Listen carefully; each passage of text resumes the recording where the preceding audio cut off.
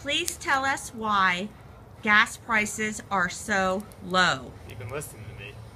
Look, we all seen that the oil prices have plunged about $1 in the last month. It's down to $1.99, which I never thought I'd see again. But the fact that it dropped $1 in the last month or two, that's not normal, and I've never seen it. I've never seen it in my lifetime. There's a reason for this, though, and no one's talking about this. Have you ever thought why the gas prices are this low, Sean? Well, I thought you'd answer me. See, yes, Dave. Okay, yes, Dave, the gas prices are this low because there's global economic forces behind this. Think about it.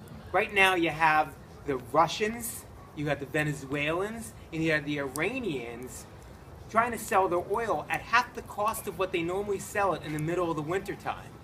Now, this is not coincidental that our oil prices dropped and the ruble in Russia is suddenly at 50%. Then we're now suddenly talking to the Cubans because the Venezuelans can't subsidize them, and they've been the ones who've been subsidizing them since 1991 when the Russians fell. It's not coincidental that the Iranians have been gaining power because they're a counterforce to ISIS when the Saudi Arabians hate the the Iranians.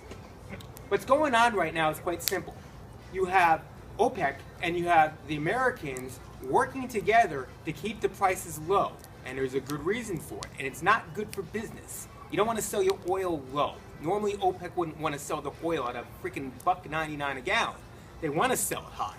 However, war is expensive, and trying to fight these global economic superpowers can't be done directly. We can't just go in and fight the Russians when they go into the Ukraine and take a piece of property. That's not going to work. Everybody's calling Obama a big pussy in January because he can't stop Vladimir Putin from taking what he wants. That's true. But what you can do is do what we did in the early 90s and crush this guy economically. So what's happening right now? It's now December, it's almost a year later, and voila, oil is at $1.99. You know who that hurts? Vladimir Putin. The ruble's at 50% in the middle of the winter. Suddenly, Germany doesn't have to buy the oil at a discount price from Russia. They can buy their oil at a fair bargain rate from OPEC in the world oil market. So they can basically tell Vladimir Putin where to go. They couldn't do that in January, they can do that now. Meantime, OPEC can basically take a handle on Iran that's gaining power control in the Middle East because they can't sell their oil. You have the sanctions plus oil at half its cost, that's going to cripple their economy.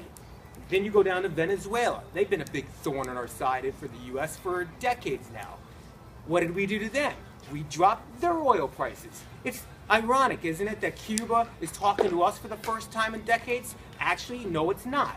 Now that the Venezuelans can't subsidize them in a big-ass welfare state, what they have to do now is find alternatives. They can't sell anything because of the embargo, so isn't it surprising they're finally talking to us?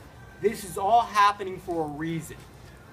Russia, Venezuela, Iran, they're the biggest three powers that are hurting because oil is as low as it is.